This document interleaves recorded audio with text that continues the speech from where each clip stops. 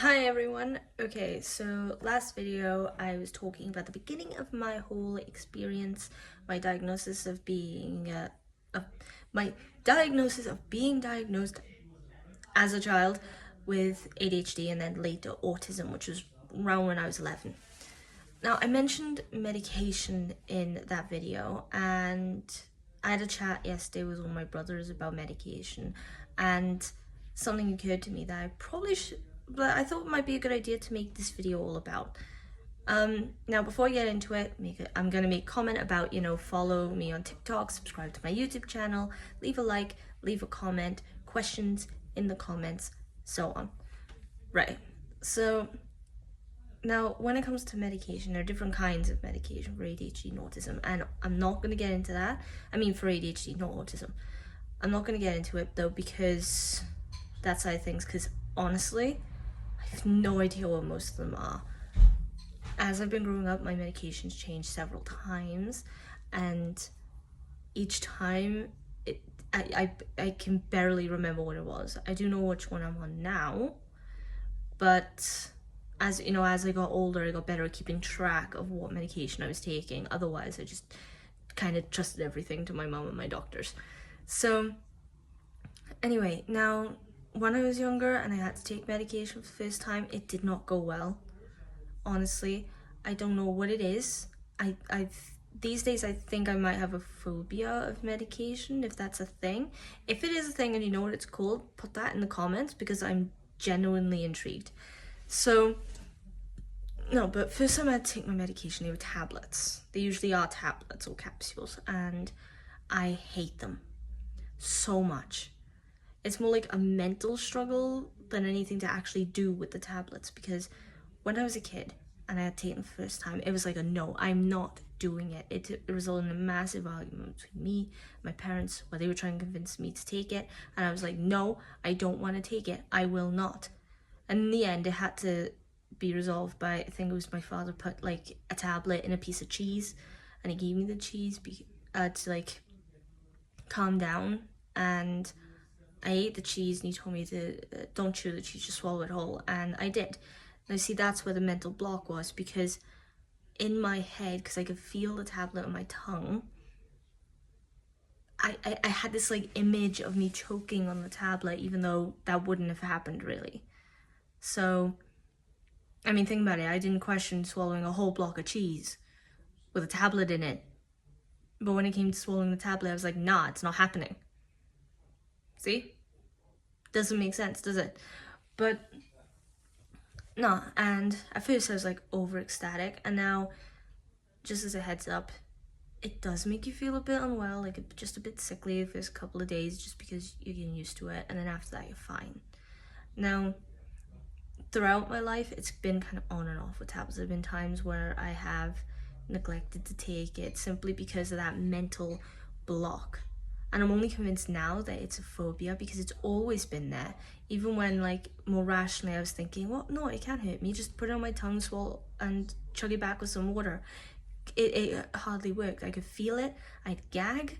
A little while ago, I tried to take a painkiller for a painkiller because I was having like stomach cramps, and even that, I like went to swallow the painkiller, which I was all fine with because I really wanted the pain to go away, and then something mentally stopped me. I ended up gagging and I had to be sick. I literally ran to the bathroom and was sick, and it had nothing to do with feeling unwell. It had everything to do with the tablet. That's how serious it was. And I had no idea that's how serious my issues with tablets had been. Now, since I was a kid, though, most of the time when I take my tablets, it would be like capsules, and they'd be broken open, they'd be put in my cereal, in my orange juice or something when I was a kid, and as I grew up, it was like in drinks here and there, strong flavored drinks. So, because other than the feel of the tablet in my tongue, I was also convinced I could taste it, like taste the powder. I don't know if anyone can relate to this, because to me it seems pretty bizarre to be this worried or this like adverse to tablets. but that's how it is. I mean, multiple times we've tried checking for see if there's any medication I can take for ADHD that's like liquid, maybe. But the best we've been able to get is like powder that dissolves. And though it dissolves, I know it dissolves, I see it, it is gone. I'm still convinced I can taste it, and that's enough to make me feel sick or make me gag. But I still take it because it is worth it. Now, one of the reasons as a kid I didn't like taking it as well was because I was convinced it would change me as a person, as like my behaviors. I wouldn't be myself. And one of my brothers, he struggles with that, and we have to explain to him, no, that's not the case. That's not what a medication does. All it does for ADHD is it kind of bridges the gap in your attention span, because that's a big issue with ADHD. You struggle to focus on something, to really give it your full undivided attention, unless you're really, really interested or passionate about it. Like for me in history classes, I didn't miss a beat. In art, no way. English, PE even. But that might have been because it was more active. But in other set lessons, like I don't know, geography or math, where I was a little less interested, it was hard for me to concentrate.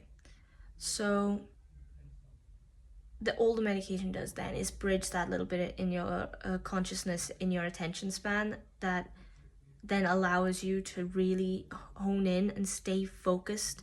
So it's great for you if you're in school, it's great for you if you're in uni, because then it's almost like you're a freight train getting your work done, as opposed to really taking your time, getting distracted, procrastinating, and so on and so forth. Because at least with medication, then you're able to keep going and you're able to get everything done. And when everything's done, then it doesn't really matter if you get distracted, does it?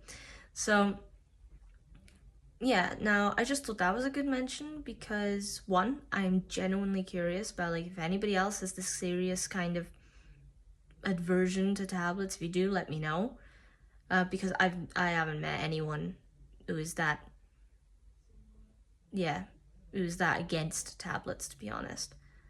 But also, if you're someone who's struggling with the idea of taking medication or tablets for ADHD or whatever, trust me when I say it is worth it. Okay, honestly. All right. I still struggle. I still do. But all I can say is that it's worth it. So I think that's a good place to end. And I think in the next video now, because I know my videos are a bit scattered, but I feel like that's kind of keeping in with the context. So anyway, I think in my next video, I will make a start on ADHD. I think I'll just explain what ADHD is first off, and how it's not as simple as just being attention deficit or hyperactive. There is a lot more to it than that, and I will get into that. All right, so if you're interested in the content and you want to see more videos, then please follow me on TikTok, subscribe to my YouTube channel, leave a like, leave a comment with questions, and again, please follow, because these videos seem to be received quite well, and yeah, like I said, it's good motivation for me to keep up to date with it and to keep being consistent. So anyway, I hope to see you soon, and that's it.